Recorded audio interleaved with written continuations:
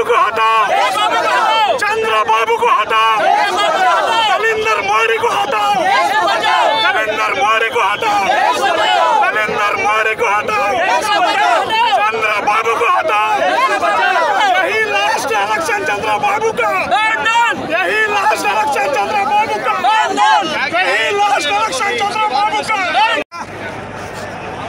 అదే ఇచ్చున్నారు అన్న లోకల్ తీసేసుకోండి లోకల్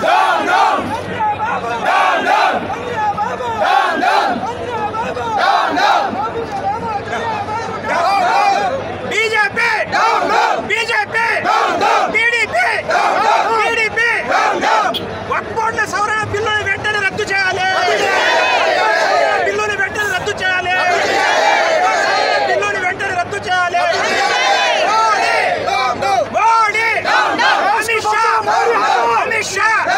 చంద్రబాబు చంద్రబాబు చంద్రబాబు వక్ఫ్ బోర్డు సవరణ బిల్లులు వెంటనే రద్దు చేయాలి, వక్ఫ్ బోర్డు సవరణ బిల్లులు వెంటనే రద్దు చేయాలి।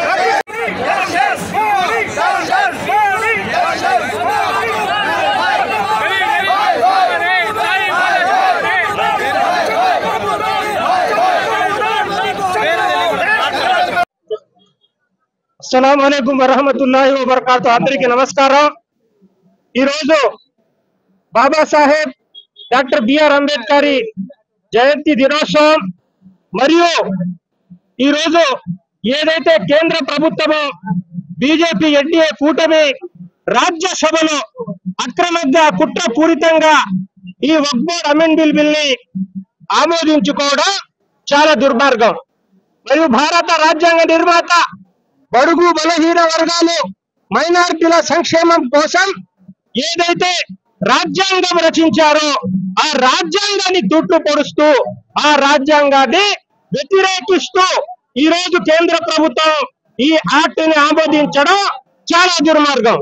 మరి ముస్లింల అభివృద్ధి కోసం మా పూర్వీకులు ఏదైతే గతంలో లక్షల భూములు ఎకరాలు ఈ మైనారిటీల కోసం సంక్షేమానికి ఇస్తే వాటిని కాజేయడానికి ఎన్డీఏ కూటమి ప్రభుత్వం ఈ యొక్క బిల్లుని ప్రవేశపెట్టింది। ప్రత్యేకంగా ఈ బిల్లుని ఒకవేళ చంద్రబాబు నాయుడు గారు మద్దతు ఇచ్చి ఉండకపోతే ఈ బిల్లు ఆమోదించబడేది కాదు। మరియు చంద్రబాబు నాయుడు గారు మీరు కుట్రంగా మరియు మైనారిటీ ముస్లింలను ద్రోహం చేసి ముస్లింలని ఇక్కడి నుంచి వాళ్ళ యొక్క ఉనికిని కోల్పోయే విధంగా మీరు ఈ బిల్లుని మద్దతు పలికారు। మీరు ఎందుకు ఇంత మోసం చేశారు? మీరు ముస్లిం ద్రోహిగా చరిత్రలో నిలబడిపోయారు। కావున ముస్లింలు శాశ్వతంగా మీకు ఎప్పుడు ఎవ్వరు క్షమించే అవకాశం లేదు। మరియు వచ్చే ఎన్నికల్లో తప్పకుండా మీకు దీని ప్రతిఫలంగా మిమ్మల్ని మీ కుర్చీ నుంచి లాగి చూపిస్తారు। మేము ఈ రోజు కేంద్ర ప్రభుత్వాన్ని చెప్తున్నాం, 233 ఎంపీలు పార్లమెంట్ లో ఈ బిల్లును వ్యతిరేకించారు। అంటే దాంట్లో సుమారు 30 మంది తీసినా కూడా 200 మంది హిందూ సోదరులు ఎంపీలు మా ముస్లింల తరఫున వారు బిల్లును వ్యతిరేకించారు। అయితే ఈ చంద్రబాబు నాయుడిని కనీసం అది కనిపించలేదా? 233 మంది పార్లమెంట్ లో ఈ బిల్లును వ్యతిరేకిస్తుంటే మీరు మద్దతు ఎలా ఇస్తారు? మద్దతు ఇచ్చి ఈ బిల్లు ఆమోదం పొందిన తర్వాత అయిన తర్వాత ఈ రోజు మీ నాయకులను పంపించి మాకు మద్దతు పలికిస్తారా? మీరు ఎంత మోసం చేస్తున్నారు? చరిత్రలో మీరు చరిత్రహీనులు నిలబడిపోతారు।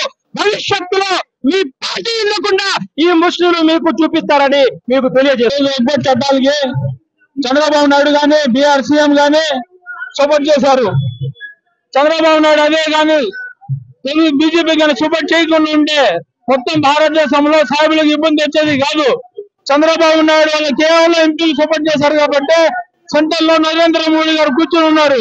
అదే చంద్రబాబు గారిని సపోర్ట్ చేయకుండా ఉంటే వేరే పార్టీలు చేసి ఉంటే బీజేపీ పడిపోయేది ప్రభుత్వం, అది మర్చిపోతున్నారు। కానీ అతను హిట్లర్ కాదు, సీఎం కేవలం 5 సంవత్సరాలు సీఎంఏ।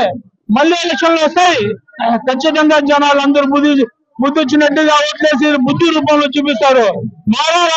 మారకపోతే ప్రతిసారి 5 సంవత్సరాల ఎలక్షన్లు వస్తాయి। నిన్న ఠాకూర్ అది ఇది కాదు, రాబోయే రోజుల్లో ప్రతి ముస్లిం సోదరుడు ఖచ్చితంగా ఈ ఎండలో ఈ కష్టాల్లో ఎంతో మంది షుగర్ వచ్చిన వాళ్ళు పడిపోయారు కింద ఈ సగ దెబ్బకి, కేవలం చంద్రబాబు నాయుడు దెబ్బ ఇది। చంద్రబాబు గారిని సపోర్ట్ చేయకుండా ఉండే ఎంత సమస్య వచ్చేది కాదు. మళ్ళీ 3 సంవత్సరాలు ఎలక్షన్లు వస్తున్నాయి. ఖచ్చితంగా నువ్వు ఒక్కడే గెలవచ్చు, మిగతా నీ పార్టీలు ఎవరు గెలవరు, అందరూ ఓడిపోతారు. ఎందుకంటే ముస్లిం సోదరులు అందరూ కలిసి ఐక్యమత్యంగా పోరాడుతున్నారు. నమస్తే.